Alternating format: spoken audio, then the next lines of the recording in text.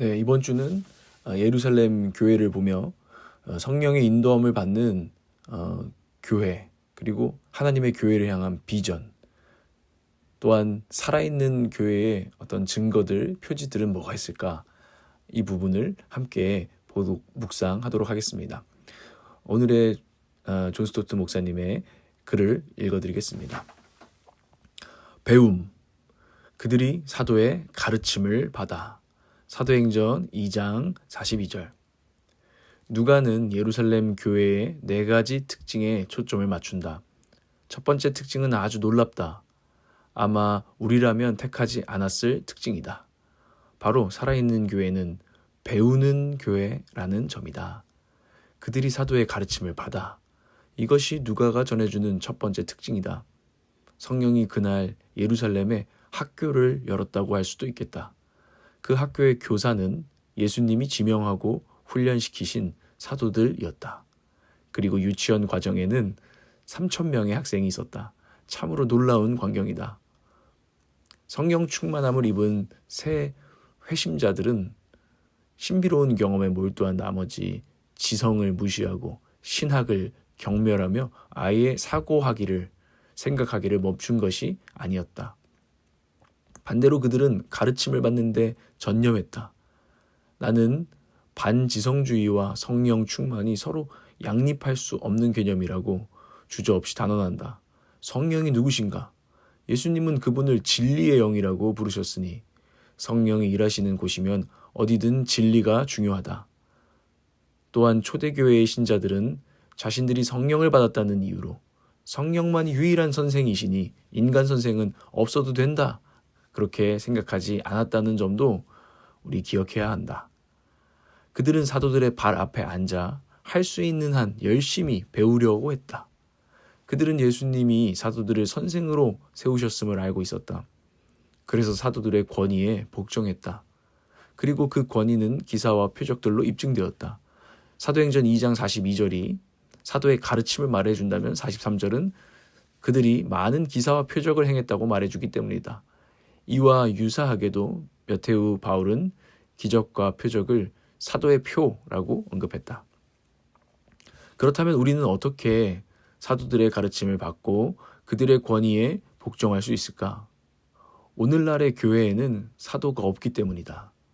물론 성직자들, 선교사들, 교회 지도자들이 있고 그들의 사역에 그들의 사역이 사도들의 사역과 같다고 말할 수 있다. 하지만 오늘날의 교회에는 사도였던 베드로, 요한, 바울에 필적할 만한 권위를 가진 사도들은 없다. 그러니 사도들의 권위에 복종할 수 있는 유일한 방법은 신약에 기록된 그들의 가르침에 복종하는 것뿐이다. 그 가르침들은 거의 완벽한 형태로 우리에게 전해졌기 때문이다. 사도들의 가르침을 충실하게 배우는 것이 진정한 교회의 첫 번째 표지이다. 디모데전서 4장 1절에서 13절을 읽으라. 디모데전서 4장 1절에서 13절 읽겠습니다. 성령께서 환히 말씀하십니다.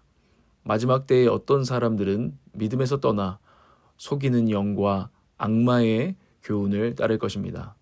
그러한 교훈은 그 양심에 낙인이 찍힌 거짓말쟁이의 속임수에서 나오는 것입니다. 이런 자들은 혼인을 금하고 어떤 음식물을 먹지 말라고 할 것입니다. 그러나 그 음식물은 하나님께서 믿는 사람과 진리를 아는 사람이 감사하는 마음으로 먹게 하시려고 만드신 것입니다. 하나님께서 지으신 것은 모두 다 좋은 것이요 감사하는 마음으로 받으면 버릴 것이 하나도 없습니다. 모든 것은 하나님의 말씀과 기도로 거룩해집니다. 그대가 이런 교훈으로 형제자매를 깨우치면 그대는 믿음의 말씀과 그대가 지금까지 쫓고 있는 좋은 교훈으로 양육을 받아 그리스도 예수의 좋은 일꾼이 될 것입니다. 저속하고 헛된 꾸며낸 이야기들을 물리치십시오. 경건함에 이르도록 몸을 훈련하십시오. 몸의 훈련은 약간의 유익이 있으나 경건의 훈련은 모든 면에 유익하니 이 세상과 장차올 세상의 생명을 약속해 줍니다. 이 말은 참말이요 모든 사람이 받아들일 만한 말입니다. 우리가 모든 사람, 특히 믿는 사람의 구주이신 살아계신 하나님께 소망을 두므로 우리는 수고하며 애를 쓰고 있습니다. 그대는 이것들을 명령하고 가르치십시오. 아무도 그대가 젊다고 해서 그대를 업신여기지 못하게 하십시오. 도리어 그대는 말과 행실과 사랑과 믿음과 순결에 있어서 믿는 이들의 본이 되십시오.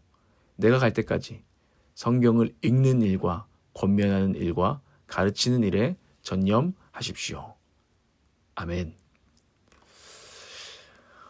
오늘 묵상 가이드를 저는 드리자면 이 제자의 무리, 우리가 제자라면 교회라면 교회가 제자의 무리 아니겠습니까? 제자의 무리는 배우고 가르치는 자들이다. 이 정체성을 우리가 한번 되새겨야 된다고 생각합니다. 이 교회에 대해서는 한자어로 이 교회에 대한 다양한 정의가 있습니다. 그 중에 하나가 가르칠 모일회, 곧 가르침을 받는 모임이라는 것이죠. 근데 이 교회의 표지가 사라져서는 곤란합니다. 배움이 있어야 합니다. 요즘 사람들이 배우는 거 되게 싫어하는데 어떤 면에서는 앉아서 이 배움이 있어야 한다는 것이죠. 누군가는 말이 아닌 행동으로 보여줘야 한다고 주장하는지 모르겠지만 말로 가르치는 거 다 필요 없어. 행동으로 보여줘야지. 삶의 모범을 보여줘야지. 이렇게 주장하실 수 있습니다. 일리가 있지만 그것은 사실 비현실입니다. 말만 앞세우는 것을 옹호하는 것은 전혀 아닙니다. 말과 행동이 함께 가는 것이 가장 좋은 것이죠. 그러나 말이 필요 없다고 여기는 것은 위험합니다. 우리는 말씀을 배워야 하기 때문입니다. 그리고 우리가 아무리 도덕적으로 모범을 보인다고 하더라도 우리는 죄인입니다. 온전한 모범을 보일 수는 없습니다. 그래서 비현실이라는 것입니다. 교회에 다니는 여러분, 오늘 또 질문하자면 묵상 질문인데요. 잘 배우고 계십니까? 내가 잘 배우는 제자입니까? 라는 질문을 스스로에게 해볼 필요가 있습니다. 두 가지를 생각해 보면 좋겠는데요. 먼저는 겸손하게 배우고 있느냐라는 것입니다. 잘 배우는 것은 겸손하게 배우는 것입니다. 만약 우리가 다 안다라고 생각하면 배움은 일어나지 않습니다. 저도 사역하다가 보면은 정말 때로는 이러면 안 되지만 속으로 얘기를 하다가 자기가 다 안다라고 진짜 자기 입으로 말하는 사람이 있습니다. 깜짝깜짝 놀랍니다. 하나님의 말씀을 우리가 하나님의 뜻을 어떻게 우리가 평생토록 배운다고 해도 다 압니까? 평생 그 광대하고 신비한 하나님의 말씀을 우리에게도 주어진 이 성경을 겸손히 기대하며 배워야 합니다. 한 권의 책 금방 배우지 않습니까? 배워보십시오. 아닙니다. 그럼 하나님이 기록하신 성경을 여러분 인정한다면 어떻게 우리가 이 책을 그냥 한 번 읽는다고, 한 두 번 읽는다고, 세 번 읽는다고 다 배웠다고 생각하겠습니까? 아무리 읽어도 모르겠습니다. 겸손하게 배워야 합니다. 또한 요즘은 창의성, 내 주관, 내 것이 내 말로 표현하는 거 이런 게 중요하다고 하잖아요. 상상력 이런 것들이 강조된 시대를 우리가 사는데요. 그런 시대에 우리에게 필요한 또 겸손이 있는 것 같습니다.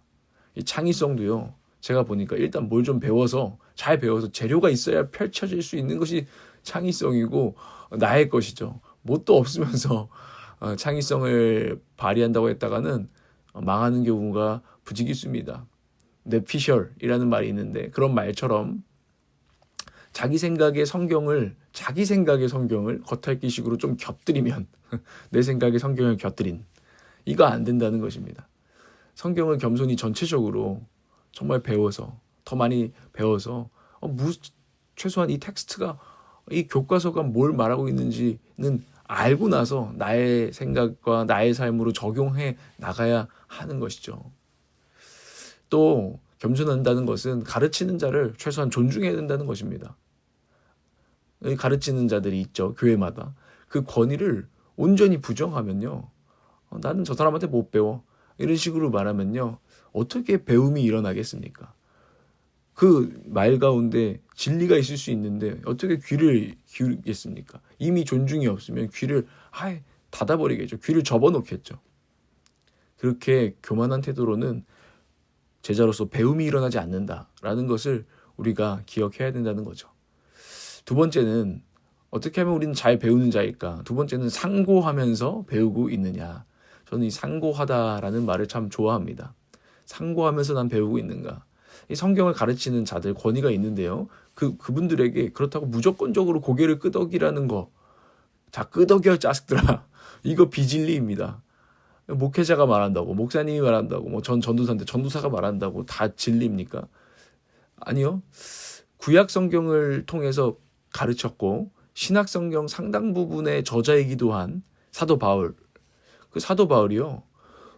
자기가 전하는 성경 해석을 상고해 보라고, 그런가 아니한가 상고하여 보라고 했다는 것입니다. 아니, 바울도 그런데 무슨 요즘 지금 우리가 사도도 아닌 저희 목회자들이 무조건 내 말 들어 이렇게 말할 수 있단 말입니까? 그렇지 않습니다.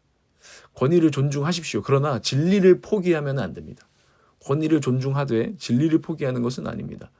건강한 질문을 많이 던지십시오. 그 목회자가 우리에게 설교하는 이 성경 해석에 대해서 건강한 질문을 많이 던져야 합니다. 목회자와 성도는요, 목회자와 회중은요, 설교자와 회중은요, 함께 하나님의 말씀을 그렇게 배우고자 함께 협력할 필요가 있습니다. 좋은 교회는 질문하는 회중 성도와 고민하고 답해가는 설교자의 성장, 설교자 성도의 성장으로 함께 지어져 가는 것입니다. 요즘 대선 시즌인데 이런 말이 있습니다. 그 나라의 지도자는 그 나라 국민의 수준이다. 무슨 말인지 이해가 되시나요? 그 나라의 지도자는 그 나라 국민의 수준이다. 이 말이 일리가 있죠. 근데 교회도 마찬가지입니다. 설교자는 그 회중의 수준에 따라 달려있다 라고 말할 수도 있으니까요. 배울 때에 정말 하나님의 뜻에 더 가까이 하고픈 정직한 그런 진리에 대한 갈망을 가지고 상고하는, 가르침을 받는 그런 무리가 되어가고 있는가. 이것이 참 중요하다는 것입니다. 제자는 배우고 가르치는 자들입니다. 잘 배워야 합니다. 성경을 이용하여 속이는 영과 사단의 교훈이 나돌 것이라고 성경이 말해줍니다. 허탄한 신화, 저속하고 헛된 꾸며낸 이야기들, 유사 기독교, 사이비 뇌피셜을 물리치라고 성경이 권면합니다. 이 약한 가르침은 반지성적이고 병적인 문화를 만들어냅니다. 그래요. 이 잘못된 가르침이 병적인 교회 문화를 만들어내는 것입니다. 그러니까 잘 배우고 잘 가르쳐야겠죠. 그 교회를 만들어 가야겠죠. 제자가 잘 배워서 잘 가르쳐야 교회가 건강하고 건강한 교회가 이어지는 것입니다.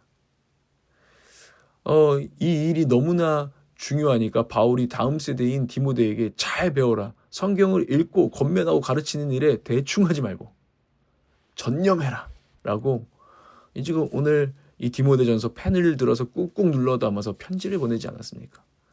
그 당시에 참 이 잘못된 가르침으로 인해서 뭐 결혼하지 말라느니, 음식을 심지어 먹지 말라느니, 이런 굉장히 병적인 문화가 교회 안에 나타났기 때문이죠. 그래서 우리가 잘 배워서 남에게 잘 가르쳐주는 제자가 되는 것, 난 그렇게 되어가고 있는가, 이게 오늘 묵상 포인트죠. 저와 여러분이 제자가 되길 원합니다. 잘 배우고 잘 가르치는 교회를 만드는, 하나님의 비전이었던 교회를 건강하게 지키는 교회가 되어지길 원하고 제자가 되어지길 원합니다. 그리고 오늘도 성실한 학생으로 성경과 또 우리에게 보내주신 말씀 사역자들에게서 잘 배웁시다. 겸손하게, 그리고 상고하면서 말입니다. 묵상 질문입니다. 당신은 제자입니까? 그렇다면 잘 배우고 계십니까? 기도하겠습니다. 그리고 기도하십시오. 하나님 아버지, 오늘 말씀을 묵상했습니다. 잘 배우는 제자 되어지기 원합니다. 제자 되고 제자 삼는 주님의 제자 삼으라는 주님의 말씀에 합당한 하나님 또 준비된, 또 매일 준비하는 그런 우리가 되어지기를 원합니다. 그런 건강한 교회가, 제자의 무리가 일어나게 하여 주시옵소서. 예수님의 이름으로 기도합니다.